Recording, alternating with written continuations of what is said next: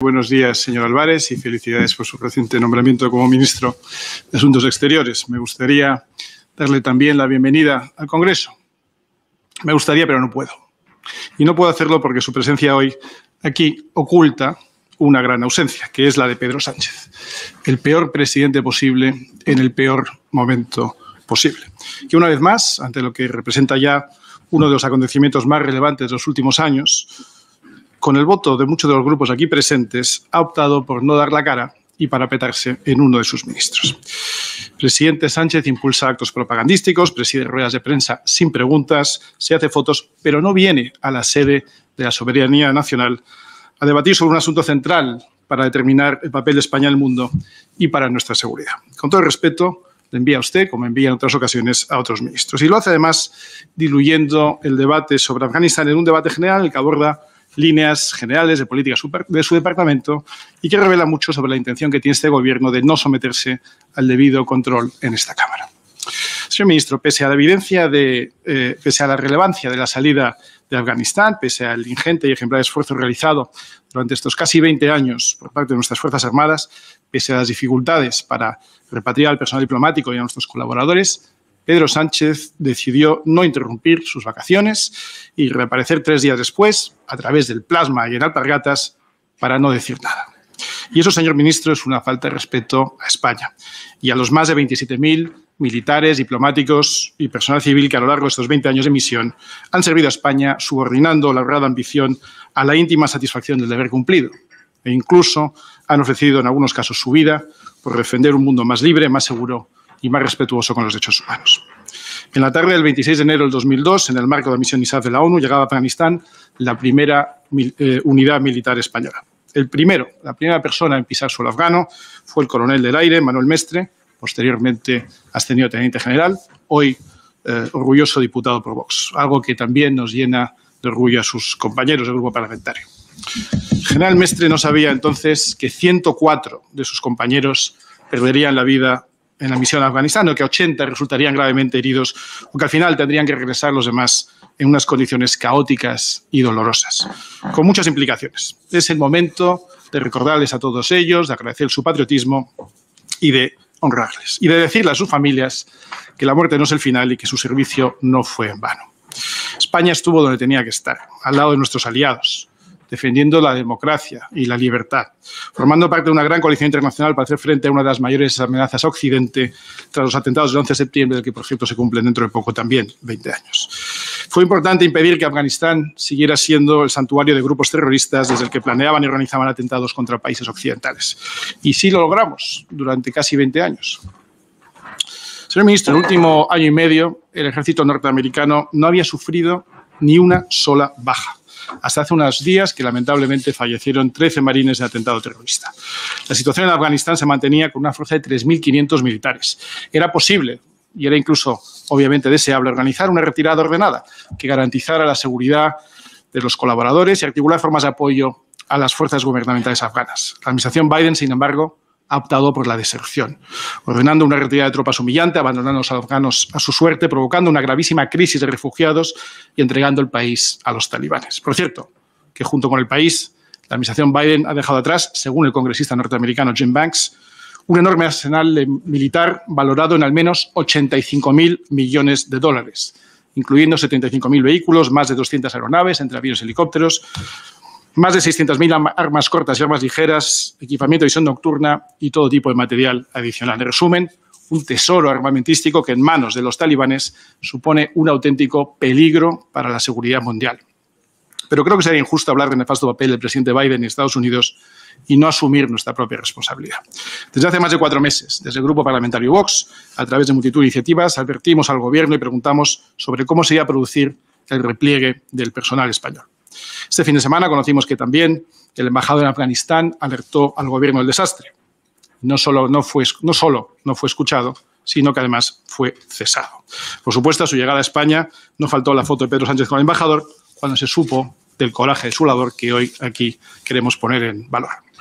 La dejadez durante meses para comenzar a articular la salida explica que España haya dejado a mucha gente atrás. Y esto es trágico. Personas que habían confiado en nuestro país y con quienes tenemos un deber de justicia y de lealtad. En Vox hemos instado al Gobierno a repatriar a todos y cada uno de los colaboradores afganos de España, a los que trabajaron en nuestras misiones diplomáticas y militares, porque no les podemos dejar solos. Hemos solicitado que se considere prioritario a los cristianos de etnia hazara, de religión cristiana, en situación de altísimo riesgo y que con el regreso de los talibanes no tienen sitio en Afganistán. En Afganistán, o conversión o muerte. Lamentablemente no se ha hecho lo suficiente por ellos. Por eso, desde Vox hemos tomado ciertas iniciativas paralelas a través de otras instituciones de las que hablaremos cuando su seguridad lo permita. Pero hemos sido y seguiremos siendo muy críticos con la puesta en marcha del Hub, o Centro de Entrada General de Refugiados Afganos en territorio español, porque es un despropósito para nuestra seguridad nacional.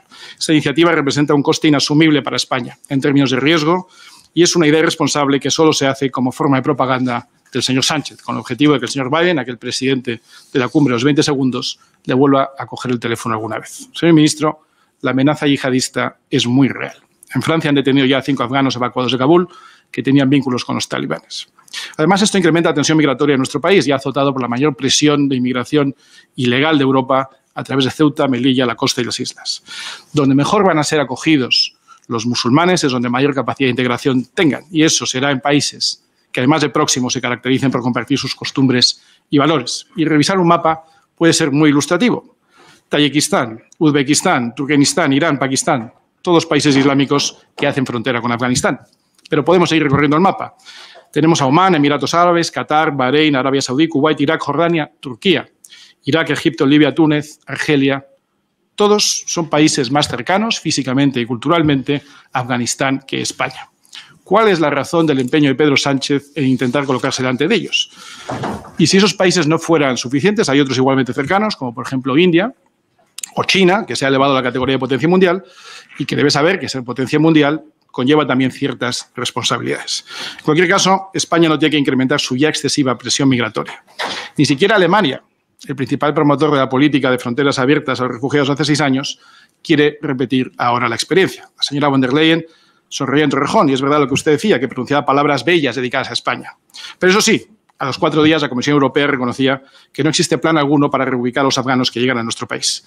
Nos quieren mucho, pero solo cuando asumimos problemas que ellos no quieren. Señor ministro, la posición de España en el resto del mundo sigue siendo desalentadora. No parece que se hayan logrado muchos avances con Estados Unidos, un aliado estratégico fundamental que ha dejado de considerarnos. El viaje de Pedro Sánchez a Estados Unidos a finales de julio volvió a ser un fiasco. La propaganda no pudo ocultar la incapacidad manifiesta para cerrar encuentros políticos de primer nivel y también para atraer inversiones. España sigue marginada. Y claro, ahora que nos devuelvan una llamada, como estamos viendo en la crisis de refugiados, nos está costando muy caro. En Cuba, 1 mes y medio después del inicio de las movilizaciones, de las manifestaciones que crearon una gran esperanza en tantos y tantos sometidos al yugo comunista durante 6 décadas, después de un despertar patriótico con patria o vida, el gobierno de España continúa callado. Un silencio cómplice. Artistas como Hamlet La Bastilla son detenidos, pero Sánchez calla. Líderes opositores como José Daniel Ferrer son encarcelados, pero Sánchez calla. Internet es suspendido, pero Sánchez calla. Quien no cayó, por cierto, fue el embajador de España, eso sí, para mostrar su complicidad con el régimen tirano. Y el embajador, por cierto, sigue en su cargo. Es la enésima señal de complicidad de un gobierno incapaz de llamar a una tiranía por su nombre. España no puede ser cómplice ni por acción ni por omisión de los tiranos que someten y reprimen a sus pueblos. Nuestro compromiso con los derechos humanos, sobre todo con aquellos países hermanos, tiene que ser real, exigente, porque de nuestra firmeza depende la vida de mucha gente. Señor ministro, en Nicaragua, Daniel Ortega y Rosario Murillo están instaurando una nueva dictadura sandinista, para lo que no duran en eliminar a todos sus rivales políticos en procesos judiciales groseramente ilegales. En Perú, desde Vox hemos gritado para exigir una auditoría electoral ante las evidencias de fraude masivo. Una vez más, nos quedamos solos. Y no tranquiliza mucho ver un gobierno poblado de exguerrilleros marxistas y ministros que defienden el terrorismo. En Bolivia, un gobierno que se decía feminista, calla ante el injusto proceso de privación de libertad al que se ha sometido a la expresidenta Jeanine Áñez. En Venezuela, España no puede prestarse a una farsa que bloquee al régimen de Maduro, que blanquee al régimen de Maduro. El gobierno debe ser claro.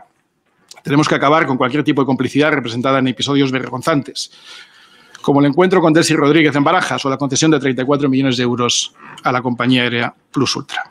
Porque el régimen de Maduro mata. El régimen de Maduro tortura. El régimen de Maduro encarcela. El régimen de Maduro exilia. El régimen de Maduro da cobijo al terrorismo internacional y a los narcotraficantes. Y el régimen de Maduro no tiene intención alguna de que en Venezuela haya una democracia donde se respeten los derechos humanos. Los actores del chavismo deben ser tratados como criminales. Y eso se lo vamos a demandar en Vox, solicitando una ampliación del listado de personas a quienes se apliquen las sanciones del Consejo Europeo, porque las sanciones funcionan.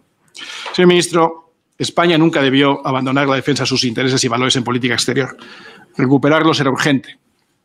Pero lo es más tras el desastre de Afganistán. Puede que sea cuestión de vida o muerte. Y me gustaría mucho que fuera así. Algunas de sus palabras, la verdad es que suenan bien, pero sé que no podemos confiar en este gobierno. Desde que está Sánchez en el poder, España ha sufrido un deterioro inimaginable en todos y cada uno de los que deberían ser nuestras prioridades en política exterior. En el Estrecho, en las relaciones con Estados Unidos o en nuestro liderazgo en Iberoamérica. España necesita recobrar credibilidad internacional, abandonar la frivolidad, asumir con realismo y responsabilidad nuestro papel en el mundo. Y la receta para volver a ser respetados no puede ser colgar el cartel de Welcome Refugees que los demás no quieren colgar. Muchas gracias.